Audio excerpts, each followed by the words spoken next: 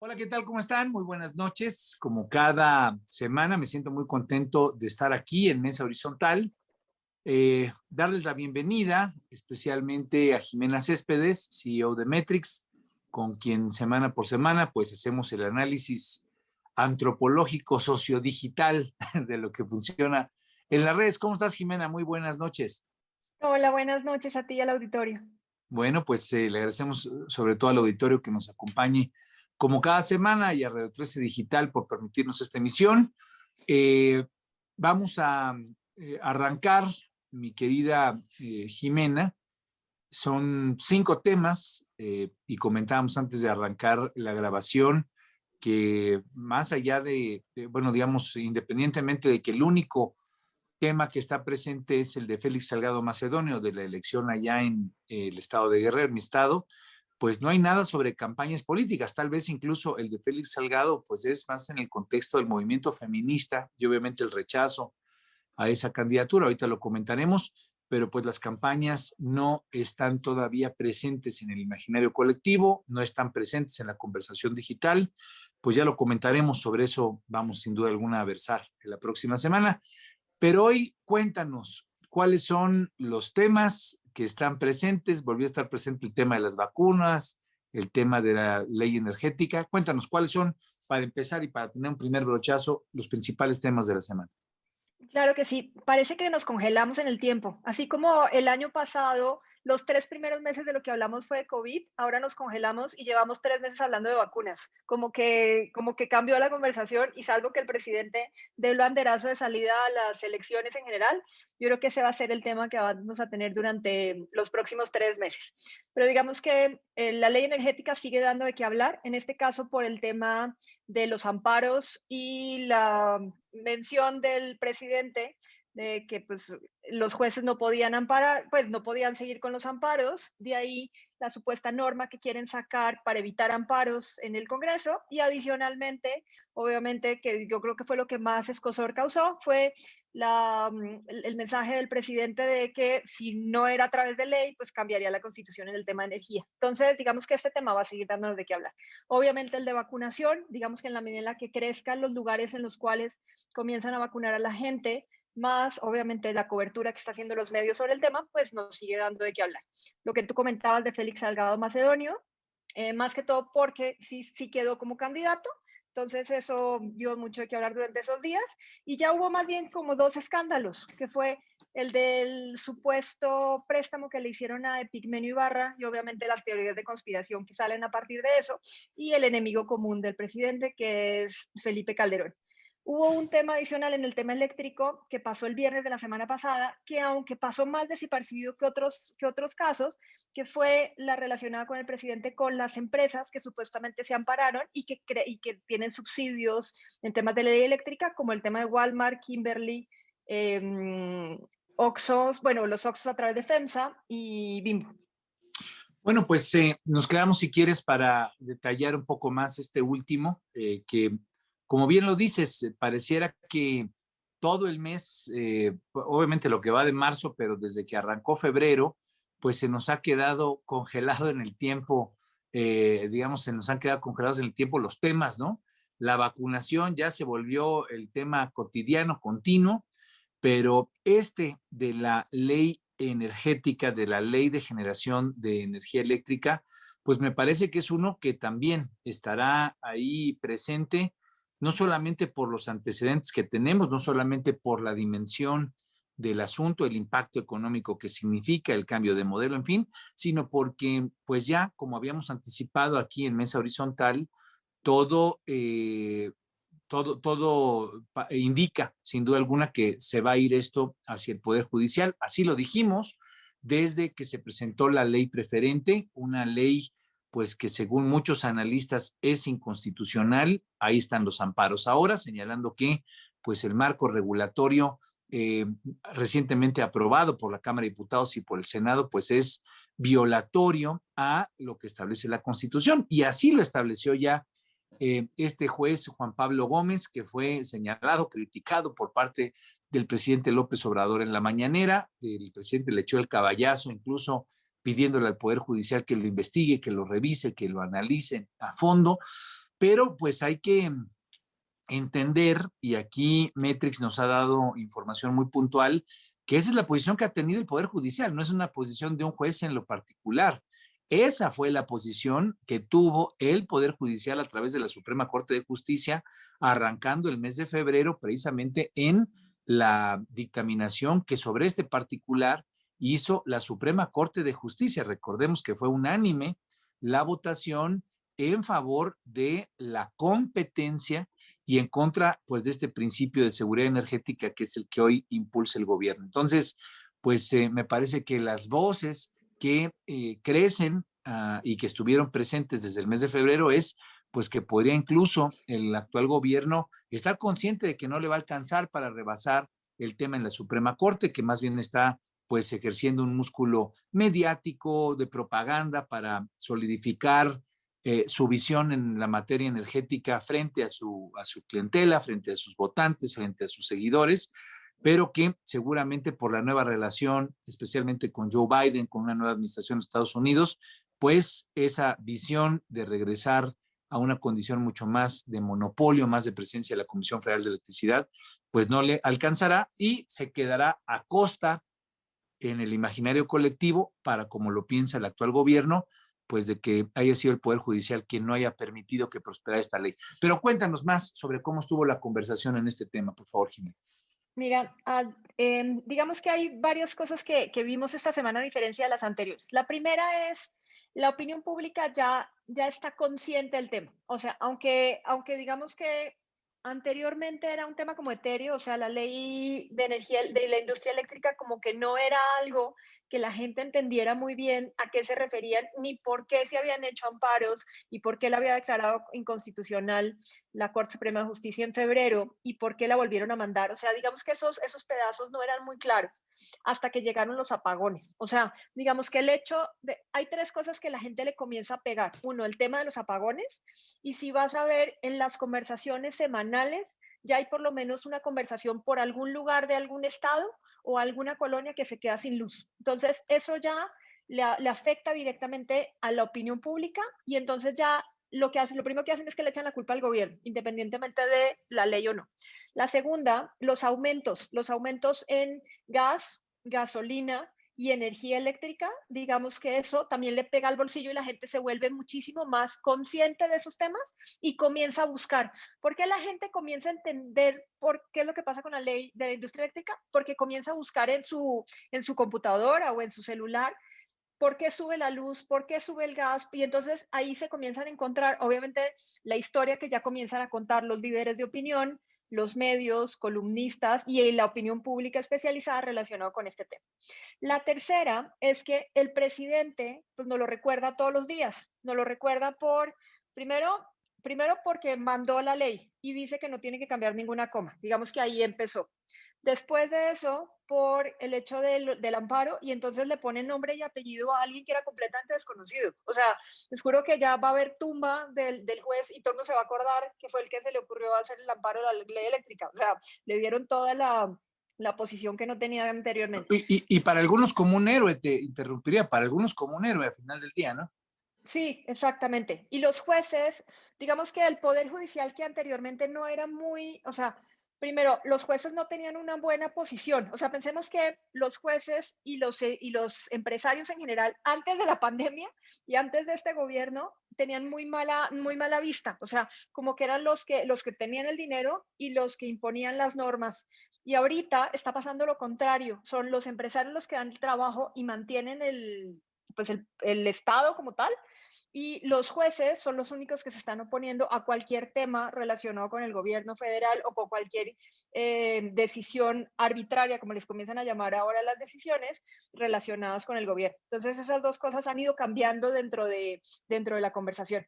Entonces, digamos que por esos tres temas, o sea, por eso ha hecho que lo que haya aumentado dentro del volumen de la conversación, aunque no tenga en la misma penetración que tendría un medio o un columnista, o sea, si lo hablas tú es mucho más posible que alguien lo oiga a que lo hable una persona de a pie, pero la opinión pública ha aumentado el volumen de la conversación en ese tema que anteriormente no se metía.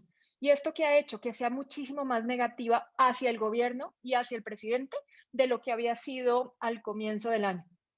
Bueno, pues es bien importante esto que comentas, porque si ya está instalado en las percepciones públicas el tema, pues parecería que no va a tener un buen fin si es que la intención es echarle la culpa al Poder Judicial de que no prosperara esta ley. Tal vez sirva y sea útil, como lo vimos en el reporte reciente, 70% de conversación negativa en contra del gobierno, solamente 15 positiva. Ahí viene, entre otros, el tema del juez de la energía eléctrica, pero parecería que no va a tener un buen resultado, repito, tal vez solamente para su feligresía, para digamos, para sus seguidores, pero en el imaginario colectivo, por lo que has dicho, apagones, costos y obviamente el hecho de estarlo reiterando en el golpeteo, pero que también, pues, quienes generan empleo hoy estén en cierto sentido defendiendo una visión de competencia alrededor del tema de energía, pues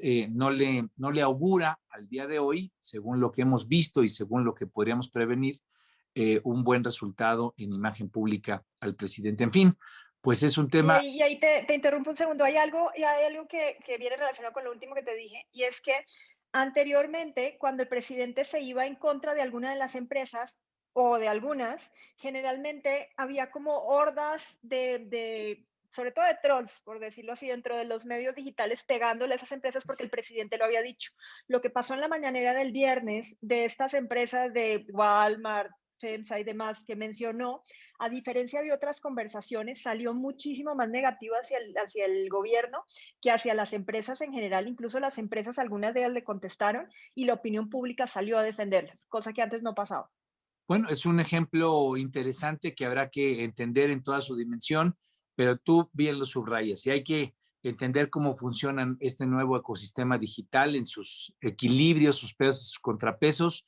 Al haber afectaciones directas a la gente, apagones, costos, pues la narrativa termina impactándole, en este caso de manera negativa a la gente se involucra más y entonces pues la narrativa, lo que se cuenta en política se percibe de manera diferente cuando le afecta al bolsillo o a la calidad del servicio. Entonces, creo que va a ser un ejemplo bien interesante porque si es que la apuesta es, como yo pienso que lo es, que el Poder Judicial termine echando para atrás esta ley, pero que el presidente tratará de decir, bueno, yo no dejé de empujar una visión nacionalista, una visión en favor de la seguridad de los mexicanos en materia de proveeduría energética, fue el Poder Judicial, pues tal vez, como dicen en mi tierra, pueda salir el tiro por la culata en esta situación. Pero bueno, habrá que estar atentos, es un asunto, me parece que muy pertinente que le demos seguimiento, habrá que ver el momento estelar ya de la decisión que tome en materia de constitucionalidad la Suprema Corte de Justicia. Vamos ya justo en el tiempo, estas pláticas siempre se van rápido. Vacunación, creo que no hay mucho que ver, ha sido exactamente lo mismo, ¿no? A los que están a favor, qué buena onda que nos estén vacunando, qué buena onda que le estén metiendo más recursos a esto, y los que están en contra, qué mal que esté la vacunación, no hay vacunas suficientes, en fin. ¿Habría algo que añadir a eso? Hay algo que está interesante y es que la gente, o sea, la gente dejó de ver el tema de vacunación como político y comenzó a verlo como un tema de salud pública. Ok. Y entonces, más bien, la gente el que sale vacunado sale como aliviado, o sea, como que eso le quita la presión a la generalidad. Y no sé si has visto que ya todo el mundo está saliendo normalmente. No sé si por el hecho de que hay un pedazo vacunado, independientemente de que no sean suficientes.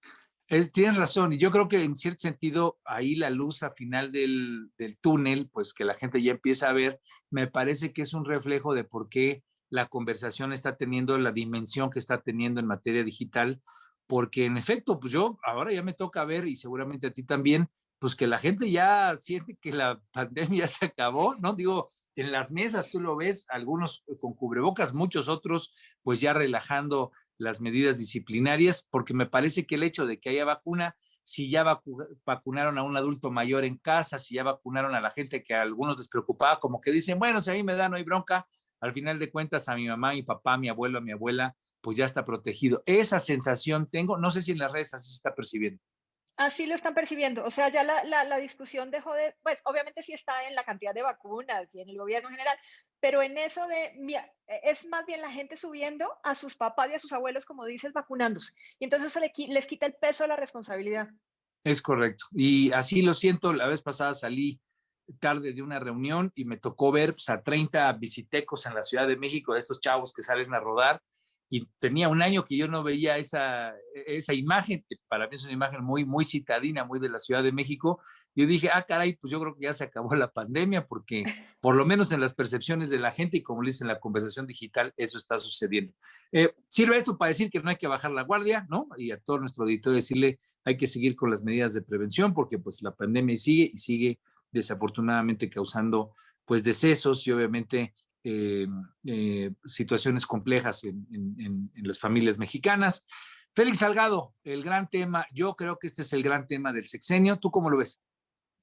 A ver, justo leí hace muy poco cómo se hace un movimiento y en realidad un movimiento se hace a través de la posibilidad, o sea, tienes unos hábitos arraigados, la única forma de cambiarlos es a través de cambiar ese tema de hábitos y los cambian generalmente porque se mete un nuevo ritual dentro de la conversación.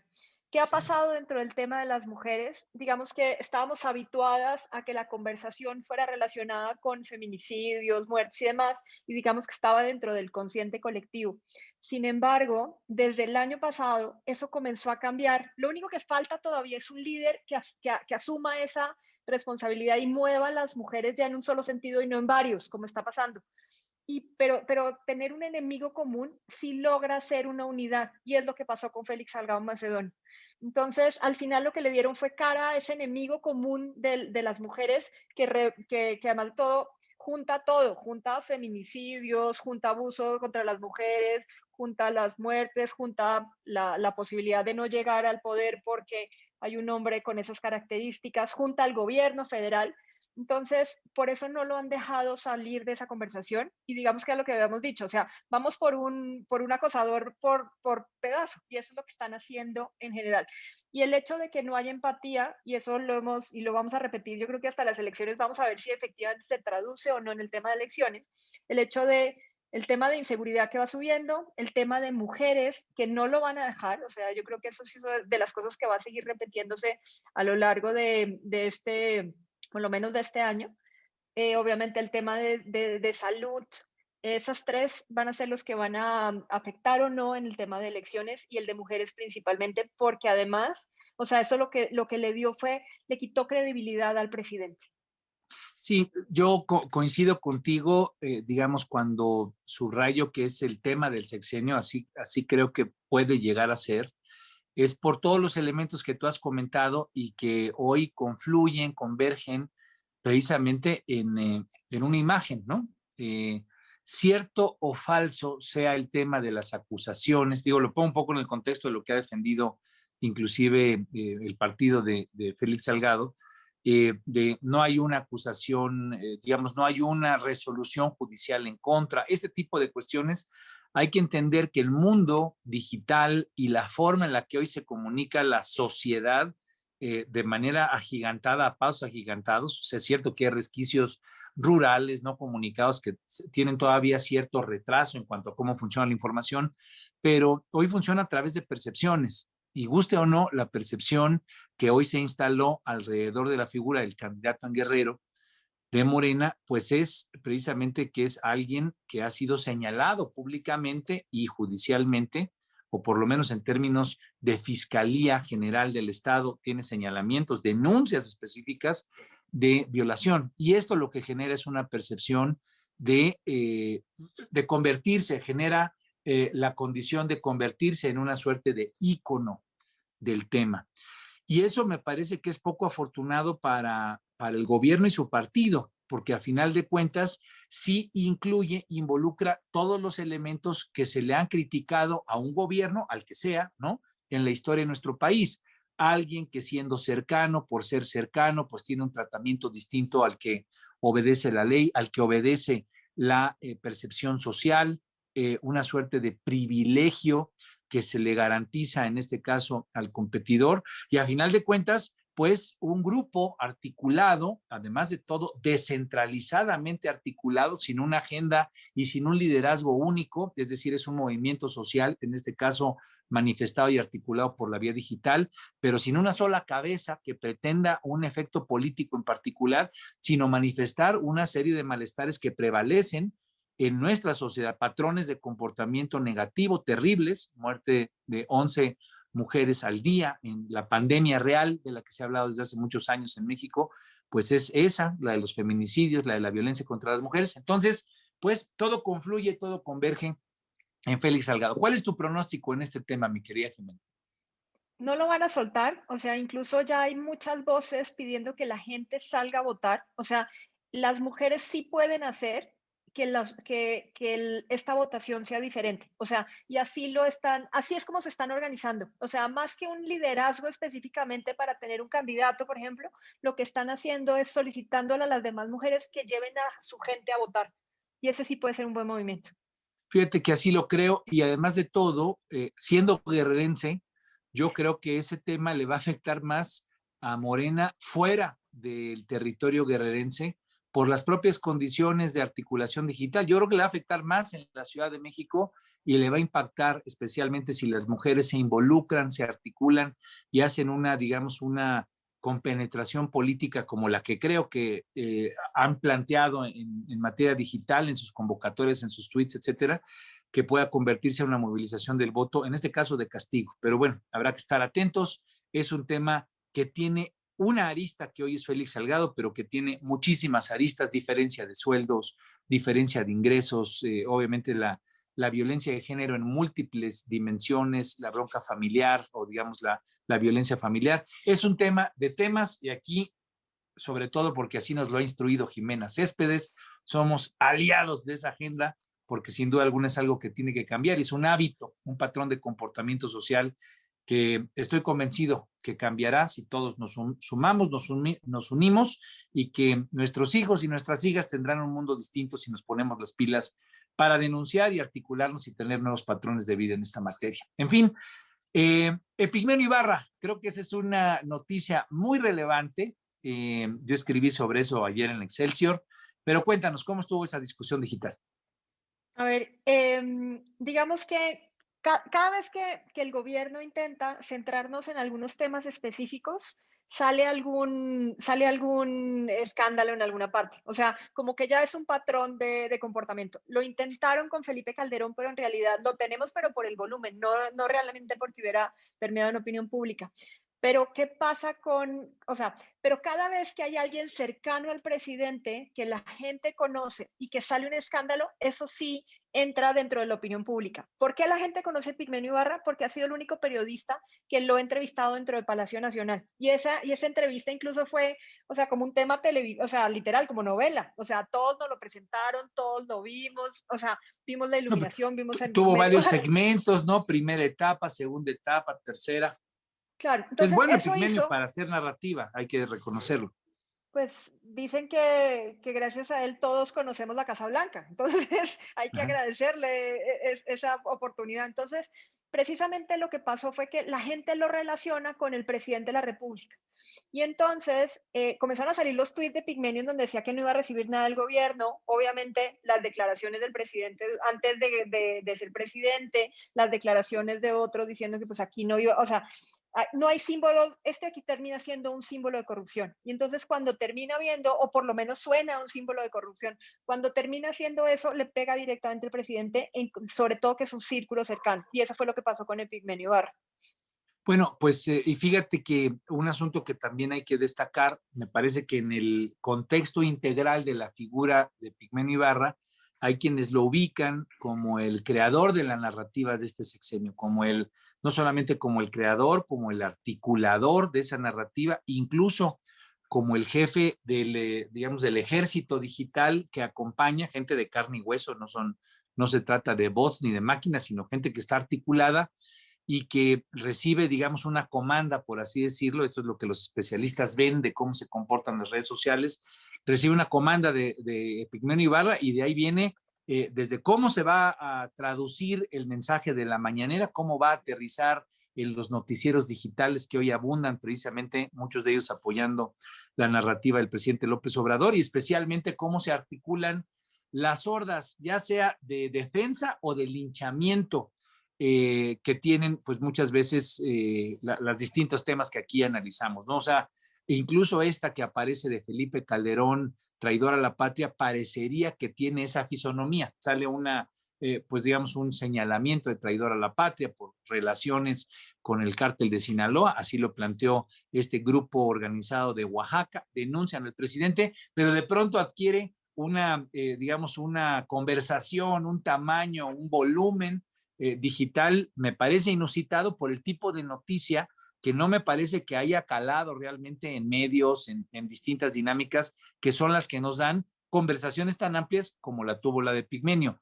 Entonces, sí es un ícono también de la 4T, es un personaje relevante que tiene una labor estratégica, por lo menos en la percepción de quienes entienden este tema de lo digital.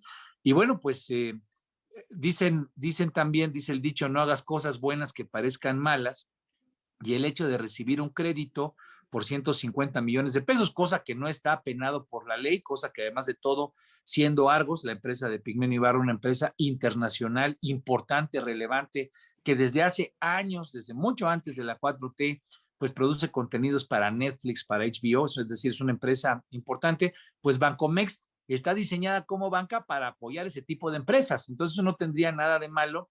El problema es pues que la percepción es, oye, ese tipo de créditos, pues otra vez son solamente para los cuates y no son para la gente en su totalidad.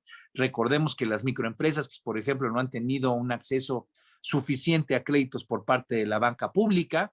1 millón de micro, pequeñas y medianas empresas hoy está colapsada por la pandemia. Entonces, pues es en ese escenario en el que aparece ese crédito. O ¿cómo verías tú que va a evolucionar eso? Y ya nos comió un poquito el tiempo, pero ¿cómo verías que va a evolucionar ese tema? Llevamos en la teoría de conspiración, que eso era para las elecciones. Vamos a ver qué pasa.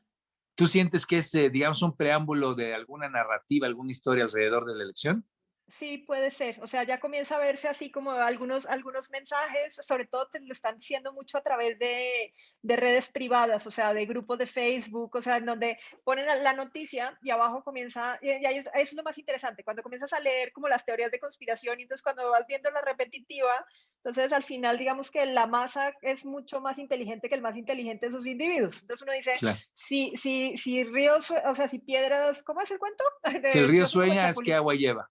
Exactamente. Entonces, parte de la teoría de conspiración en este caso es que el dinero era para las narrativas de las elecciones. O sea, no significa que él vaya a hacer algo, sino más bien que formaba parte de las narrativas que pueden Vaya, hacer en entonces, elecciones.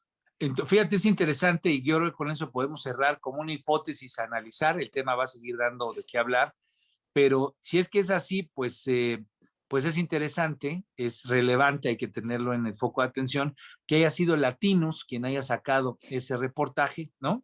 Y a final de cuentas, que la contrarréplica o el contraataque de parte del gobierno haya sido directamente a señalarle en voz de Pigmenio Ibarra de dónde sale el financiamiento de Latinos, quiénes son los que están atrás de Latinos y cuáles son los propósitos políticos que persiguen. Entonces, bueno, ahí está, nos quedamos con una teoría conspiracional para analizar qué es lo que puede seguir en el caso de Pigmenio Ibarra, en el caso de Felipe Calderón ya lo comentamos, pero bueno, mi querida Jimena, siempre a mí se me va como agua la conversación contigo porque siempre hay mucho de dónde explorar y explotar el entendimiento de cómo están funcionando las redes sociales. Yo te agradezco mucho y obviamente le agradecemos a Metrix esta información que nos permite estar en Mesa Horizontal. Buenas noches a todos y mil gracias. Nos vemos la próxima semana. Saludos. Y bueno, yo soy Armando Ríos Peter. Le agradecemos a Radio 13 Digital la posibilidad de llegar a sus casas, a sus dispositivos digitales. Nos vemos la próxima semana y vamos a dedicarle tiempo no solamente a la agenda, sino a ver pues cómo vienen las elecciones que ya están a punto de arrancar. Los partidos ya están listos, puestos con sus discursos, con sus propuestas, pero la gente no está hablando de ellos. Vamos a hablar sobre eso. Nos vemos la próxima semana. Saludos.